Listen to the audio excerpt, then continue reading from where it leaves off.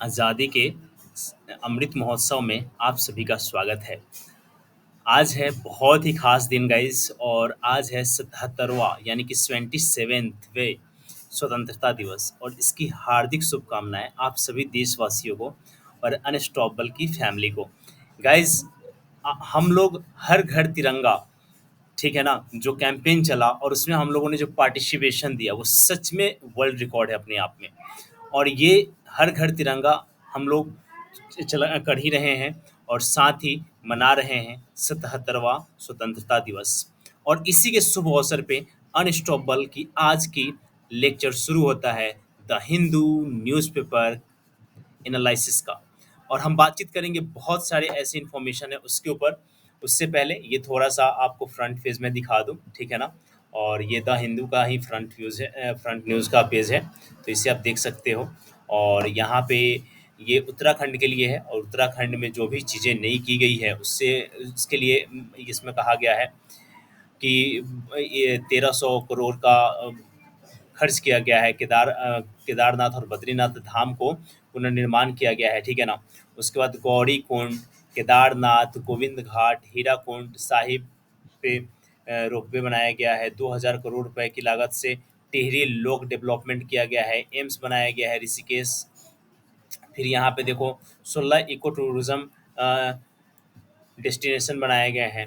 उसके बाद 4 धाम all vendor road बनाया गया है। दिल्ली देहरादून एक्सप्रेसवे बनाया गया है। वंदे भारत एक्सप्रेस ट्रेन चलाए गए हैं।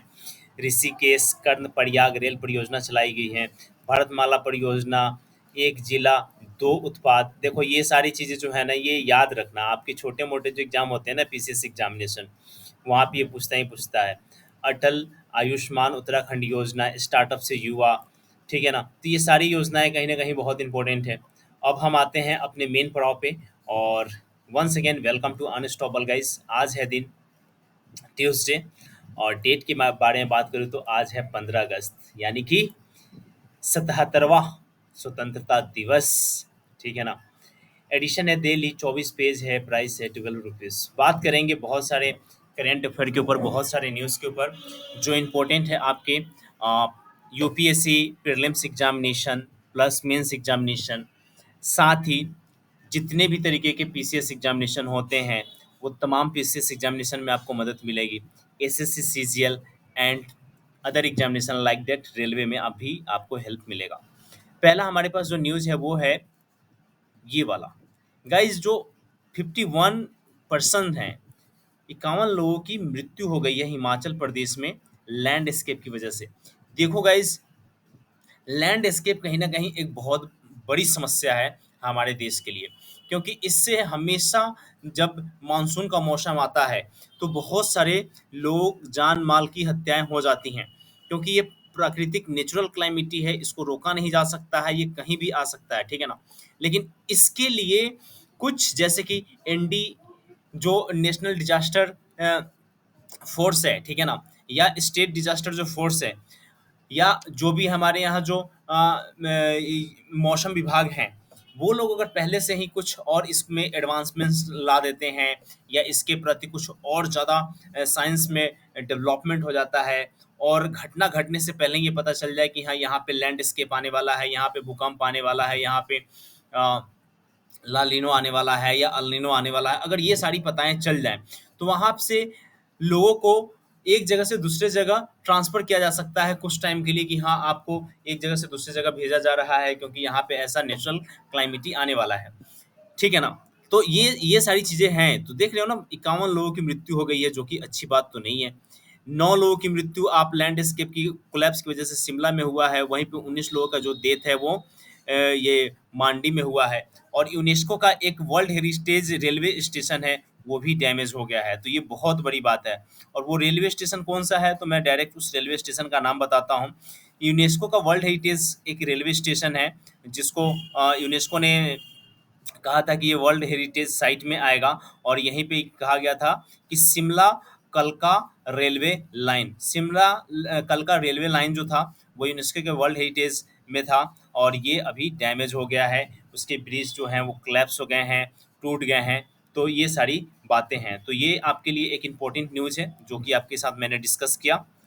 अब हम बातचीत करते हैं एक आपके साथ इकोनॉमिक पॉइंट ऑफ व्यू से ये वाला करेंट अफेयर वाला न्यूज़, ठीक है ना? आप देखो तो जो टोमेटो है, टोमेटो का प्राइस अप्रॉक्सिमेटली 200% इंक्रीज हो गया है, अगर प्रीवियस ईयर के डाटा से कंपेयर किया जा रहा है तो।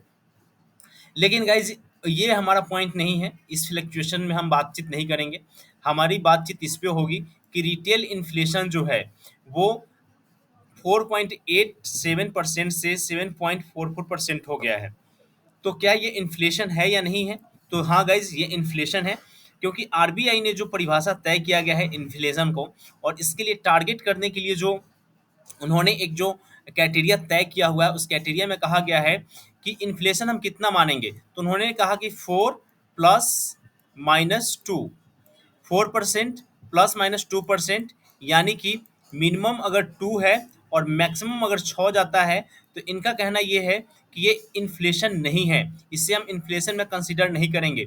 अगर 2% से नीचे जाता है तो इसे कहेंगे कि हाँ भैया, हमारे देश में जो है वो डिफ्लेशन आ गया है, ठीक है ना, या डिसइन्फ्लेशन आ गया है। और यहीं पे 6% से ऊपर जाएगा तो कहा जाता है कि ये अब इन्फ्लेशन आ गया है। तो वहीं पे यहाँ पे देखो तो 7.44% चला गया है, मीन्स इन्फ्लेशन आ गया है।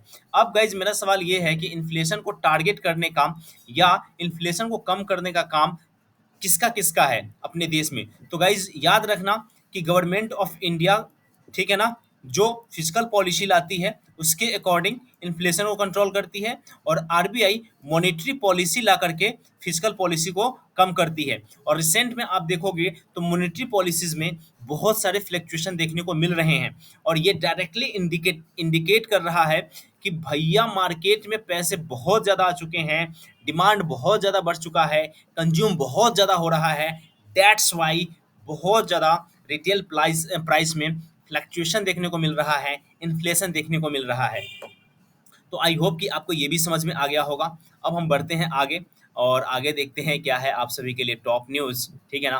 तो इस टॉप न्यूज़ को आप लोगों के सामने मैं रखने वाला हूँ एक एक करके। गाइज देखो, ये सारे पॉलिटिकल पॉइंट ऑफ व्यू से है, तो इसके ऊपर हमारा डिबेट या डिस्कशन नहीं होगा। आगे बढ़ते हैं। आज के इम्पोर्टेंट 3-4 ही आर्टिकल है। ये आर्टिकल बहुत ही अच्छा है, इसको आप पढ़ोगे तो थोड़े से वाइसनेस भी आपको देखने को मिलेगा, और थोड़ी-सी आपको हिस्टोरिकल चीज़ें भी समझ में आएँगी।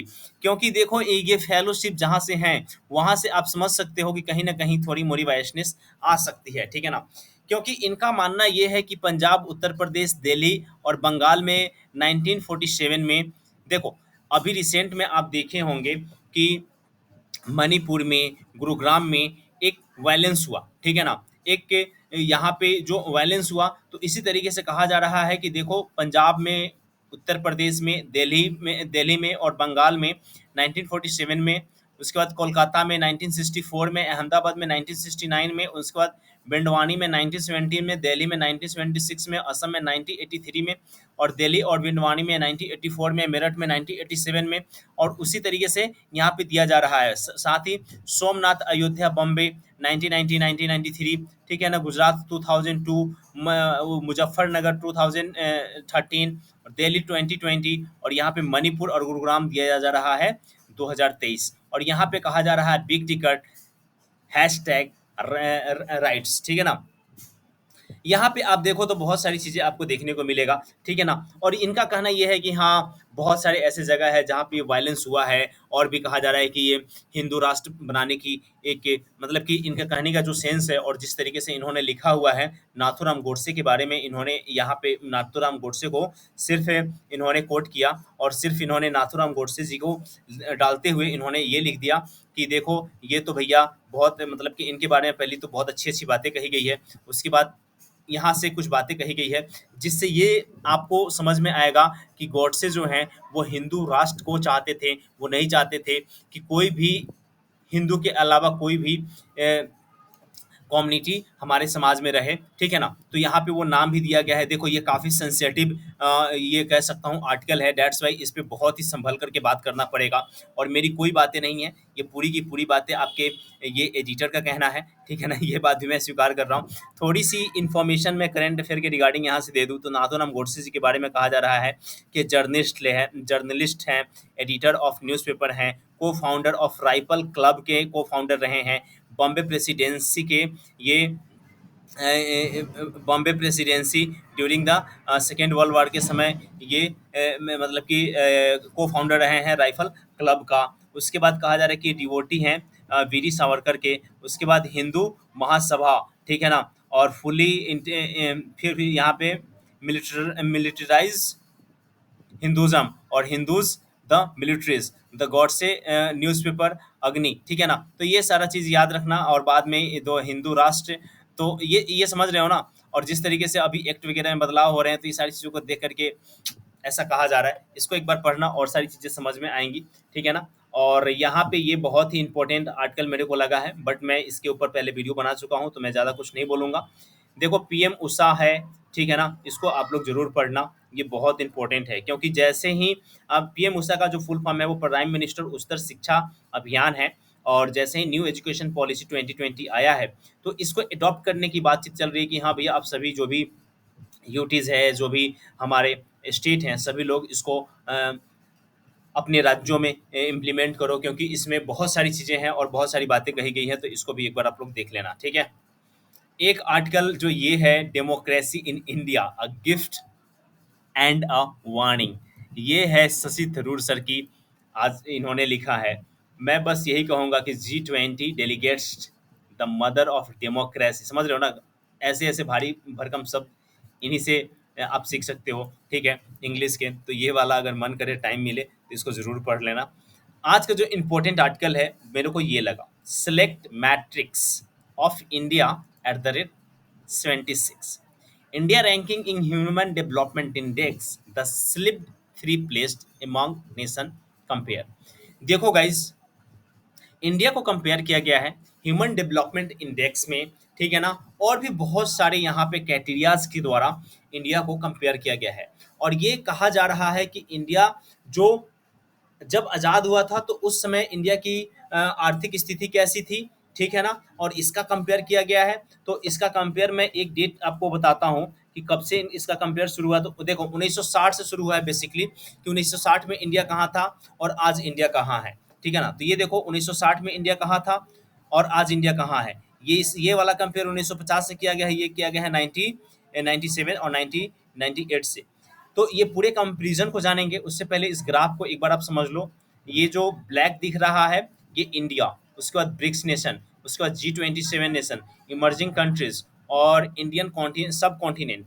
देखो गाइज, चाहे कुछ इंपॉर्टेंट हो या ना हो, लेकिन आपके पॉइंट एग्जामिनेशन व्यू से, मेंस एग्जामिनेशन व्यू से, मेंस एग्जामिनेशन व्यू से बहुत इंपॉर्टेंट है। Prelims examination point of view से मैं बोलूँ तो यहाँ पे देखो, पहली बात तो ये है कि हम लोग 77वां इंडिपेंडेंस डे मना रहे हैं और हम लोगों ने पास्ट 76 ईयर्स का कंपेयर ये करके हम लोगों को बता रहे हैं कि पहले आप 76 वर्ष पहले इंडिया कहाँ थी। 4 पैरामीटर के आधार पे कंपेयर किया गया है, तो यहाँ पे आप देख सकते हो। और वो 4 पैरामीटर कौन सा है? तो पहला है आपका जीडीपी पर कैपिटा, दूसरा है ह्यूमन डेवलपमेंट इंडेक्स, तीसरा है इन्फंट मोर्टालिटी रेट यानी कि आईएमआर, और उसके बाद है वुमन पार्टिसिपेशन इन पार्लियामेंट यानी कि महिलाओं का पार्लियामेंट के अंदर कितना पार्टिसिपेशन है। तो इन 4 क्राइटेरिया के आधार पे कंपेयर किया गया है, ठीक है ना? तो यहाँ पे देख सकते हो, ये है आपका first chart, second chart, third chart and fourth chart. तो 4 क्राइटेरिया 4 चार्ट के आधार पे किया गया है। जो सबसे ज़्यादा इंपॉर्टेंट है यहाँ पे, जो आपके prelims examination point of view से बहुत इंपॉर्टेंट है, तो वो आप यहाँ पे देख सकते हो। देखो गाइज, ये कहा जा रहा है कि जो ब्रिक्स नेशन है, तो ब्रिक्स नेशन में कौन कौन सा देश है? तो ब्राज़ील है, रसिया है, चाइना है और साउथ अफ्रीका है। G7 कंट्रीज कौन कौन से है? तो कनाडा है, फ्रांस है, जर्मनी है, इटली है, यूनाइटेड किंगडम है और यूनाइटेड स्टेट्स है। तो ये आपका साथ हो गया G7 नेशन। उसके बाद इमर्जिंग कंट्रीज कौन कौन सा है? तो इमर्जिंग कंट्रीज में देखो तो अर्जेंटीना है, चिली है, उसके बाद आपको कंबोडिया है, इजिप्ट है, हंगरी है, इंडोनेशिया है, ईरान है, मलेशिया है, मैक्सिको है, फिलीपींस है, पोलैंड है, सऊदी अरबिया है, थाईलैंड है, टर्की है, यूनाइटेड किंगडम है और यूएई है। ठीक है, और उसके बाद इंडियन सब कॉन्टिनेंट में कितने कंट्रीज है तो देख लो, बांग्लादेश एक, भूटान दो, नेपाल तीन, पाकिस्तान चार और श्रीलंका पांच। तो इंडियन सब कॉन्टिनेंट में पांच कंट्री है। तो ये आपके एग्जाम पॉइंट ऑफ व्यू से, prelims examination point of view से बहुत इंपॉर्टेंट है। अब गाइज यहाँ पे कंपेयर किया गया है पर कैपिटा इनकम के आधार पे, कि 26 कंट्रीज के बीच में कंपेयर किया गया है और कहा गया है कि 1960 से लेकर के 2022 के बीच में इंडिया कहाँ पे रिलाई कर रहा है। कहा जा रहा है कि 26 देशों में 24वां स्थान जो है वो इंडिया का है जीडीपी पर कैपिटा में। ठीक है ना। और उसके बाद आप देखो सेकेंड चार्ट में कहा जा रहा है, ह्यूमन डेवलपमेंट इंडेक्स में कहा जा रहा है कि 31 कंट्री 1950 से लेकर के 2021 के बीच में कहा जा रहा है कि ह्यूमन डेवलपमेंट इंडेक्स में इंडिया इंक्रीज किया हुआ है। बहुत अच्छा परफॉर्मेंस इसमें हम लोगों ने किया है, मतलब कि बहुत अच्छा तो नहीं कह सकते हो, लेकिन इसमें हम लोगों का परफॉर्मेंस अच्छा है। कहा जा रहा है कि इंडिया 1950 इसमें 0.11 पॉइंट पे था, वहीं पे 2021 में 0.633 पॉइंट पे आ गया है, यानी कि इंक्रीज हुआ है, बहुत अच्छा हुआ है। और 29 से अब हम लोग, मतलब कि 26 पहले थे 1950 में, अब हम लोग 29 पे आ चुके हैं। ठीक है ना। तो ये आप देख सकते हो। उसके बाद में आपको ऐसा नहीं दिखेगा कि हाँ बहुत अच्छी बातें कही गई है, चिकनी चुपड़ी बातें कही गई है। 32 कंट्रीज के बारे में यहाँ पे डिस्कशन किया गया है। और इन फ्रंट मोर्टालिटी रेट यानी कि आईएमआर में कहा जा रहा है कि इंडिया में 1960 से लेकर के 1975 और 2021 के बीच में के डाटा को कंपेयर किया गया और कहा जा रहा है कि 60 से 75 तक इंडिया ना seventh worst IMR among the 32 countries. ठीक है। और 21 में ये डिग्रेड हो गया है 4 पॉइंट्स और कहा जा रहा है कि अब थर्ड वर्स कंट्री, मतलब कि पहले सेवंथ पे थे, अब हम लोग तीसरे स्थान पे हैं। ठीक है। उसके बाद यहाँ पे चौथे पॉइंट में कहा जा रहा है कि इंडिया में वुमेन का पार्टिसिपेशन कैसा है। 31 कंट्रीज के बीच में कंपेयर किया गया है और कहा गया है कि हाँ इंक्रीज हुआ है, लेकिन उतना अच्छा खासा इंक्रीज नहीं हुआ है जितना होना चाहिए, क्योंककि इंडिया का पॉपुलेशन अभी बहुत तेजी से बढ़ रहा है। ठीक है ना। और भी पॉपुलेशन के बारे में कहा जा रहा है कि 1960 ईस्वी में इंडिया का पॉपुलेशन 45.05 करोड़ था, वही अब चाइना से, मतलब कि ये चाइना के बाद दूसरे नेशंस के रूप में आते थे, लेकिन 2022 तक के एंड में इंडिया जो है वो चाइना को पीछे छोड़ देगा और इंडिया का जो पॉपुलेशन है वो आपका 1417 बिलियन हो जाएगा। और अभी हम लोग 2023 में हैं, तो जाहिर सी बात है देश का सबसे युवा देश और देश की सबसे बड़ी लार्जेस्ट पॉपुलेशन वाली कंट्री है। तो ये एक अच्छा सा इंपॉर्टेंट मेरे को आर्टिकल लगा जो मैंने आप लोगों के साथ डिस्कस किया। गाइज वीडियो लाइक नहीं किए हो तो कर दो यार। ठीक है, चलो कोई नहीं, आगे बढ़ते हैं। ये वाला बिल के ऊपर मैंने कई बार डिस्कस किया है, लेकिन ये बहुत ही इंपॉर्टेंट है गाइस, बहुत बहुत बहुत इंपॉर्टेंट है। और अभी इसके ऊपर चर्चाएं चलेंगी, क्योंकि ये अभी बिल है, अभी लॉ नहीं बना हुआ है और इसे लोकसभा में अभी इंट्रोड्यूस किया गया है। यहाँ पे कहा जा रहा है कि new bills overall criminal law, और इसमें कहा जा रहा है कि जो भी एग्जिस्टिंग क्रिमिनल लॉज थे उसको चेंज करने की बात है। और यहाँ पे प्रपोजल दिया गया है, बिल को लाया गया है और इसमें भी कहा गया है कि हम सेडिशन को रिपील करेंगे, यानी कि सेडिशन के जो भी ऑफेंसेस थे उसको हम लोग रिपील करेंगे, उसमें हम लोग रिफॉर्म्स लाएंगे ताकि और भी ज़्यादा ट्रांसपेरेंसी आ सके। और इसमें ये जैसे कि 11 अगस्त वाला आप मेरा वीडियो देखना, तो उसमें आपको मैंने बताया था कि 3 नए बिल को इंट्रोड्यूस किया गया लोकसभा में। और ये 3 नए बिल कौन कौन से हैं, तो यहाँ पे देखो, इंडियन पैनल कोड आईपीसी जो 1860 में लाया गया था, इसको रिप्लेस करके भारतीय न्याय संहिता 2023 बनाया जाएगा। ठीक है। उसके बाद code of criminal procedure CrPC 1973 है, इसको रिप्लेस करके इसके जगह पे भारतीय नागरिक सुरक्षा संहिता 2023 लाया गया है। और उसके बाद तीसरा है आपका इंडियन एविडेंस एक्ट 1872, इसके जगह पे भारतीय साक्ष्य बिल लाया गया है 2023। और इसमें कहा गया है कि इसमें बहुत सारे ऐसे चीज़ हैं जिसमें ऐड किए गए हैं। और यहाँ पे आप देखोगे जिस्ट में, तो ये काफ़ी चीज़ें हैं जो कि मैंने डिस्कस कर लिया है, वही बातें यहाँ पे कही गई है और यहाँ पे कही गई है। सेडिशन का जो धारा है 142 ए है, ठीक है ना, तो इसको देख लेना आईपीसी का। और इसे रिपील करने की या रिप्लेस करने की बातचीत चल रही है, जो कि आप देख सकते हो। और देखो ये कहा जा रहा है कि ऐसा नहीं है कि मैं मेरे को मूड में आया और मैंने ऐसा कर दिया, ऐसा कुछ नहीं है, क्योंकि इससे पहले जब आया पार्लियामेंट्री स्टैंडिंग कमेटी का रिपोर्ट, ठीक है ना, तो पार्लियामेंट्री स्टैंडिंग कमेटी का भी मानना था, जब पार्लियामेंट्री स्टैंडिंग कमेटी ने अपना 111वां और 128वां जब रिपोर्ट दिया, तो उसमें इन्होंने हाईलाइट किया था कि भैया जो भी क्रिमिनल लॉ है उसको उसमें रिफॉर्म लाने की आवश्यकता है। और क्योंकि जो भी एग्जिस्टिंग अभी एक्ट है उसके उसको अभी उसमें बहुत सारी रिफॉर्म की आवश्यकता है और उसको उसका रिफॉर्म करना चाहिए। और इसीलिए यहाँ पे ये 3 नए बिल लाए गए हैं रिफॉर्म्स के नाम पे, ठीक है। और इसको हम लोग जैसे जैसे अब ये बिल आगे बढ़ता जाएगा और जिस तरीके से इसमें चेंजेस आएंगे वो सारा मैं डिस्कशन आप लोगों के साथ करूंगा। एक बात मैं गाइज आप लोगों से और कहूँ तो आज लाल किले के प्रांगण से अपने देश के माननीय प्रधानमंत्री जी का संबोधन हो रहा है। और उसका एक मैं जिस्ट टाइप का, ठीक है ना, जिस्ट टाइप का एक मैं वीडियो लाऊंगा, जिसमें बहुत सारी बातें होंगी, बहुत सारे पॉइंट्स होंगे जो आपके एग्जाम पॉइंट ऑफ व्यू से बहुत ज़्यादा इंपॉर्टेंट होंगे। उसको मैं लेकर के आऊँगा। शाम तक वो वीडियो आप लोगों को मिलेगा अनस्टॉपल पे, ठीक है ना।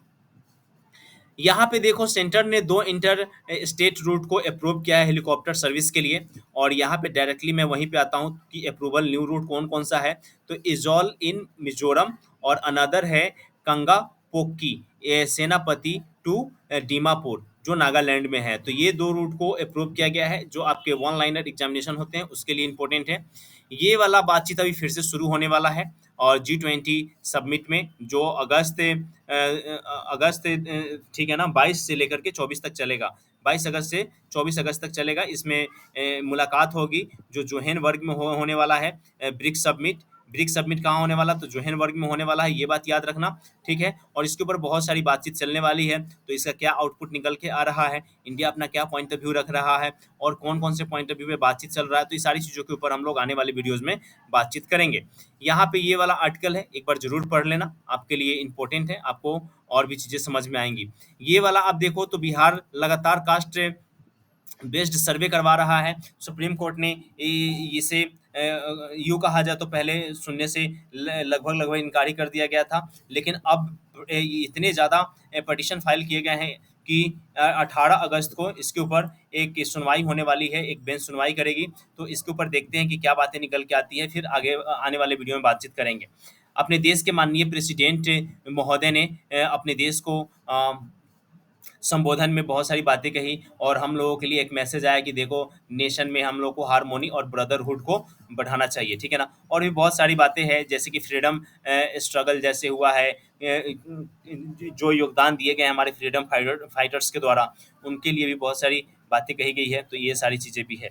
यहाँ पे देखो, यहाँ पे जो आज का एक बहुत ही इम्पोर्टेंट आप कह सकते हो जो कि काफ़ी नीचे है, काफ़ी कोने में है, प्रेसिडेंट ने अप्रूव किया है, यानी कि जो हमारे देश के माननीय राष्ट्रपति महोदय हैं उन्होंने अप्रूव किया है 4 कीर्ति चक्र को और 11 शौर्य चक्र को। देखो कीर्ति चक्र क्या है तो इसे याद रखना, second highest peace time gallantry award है, ठीक है ना।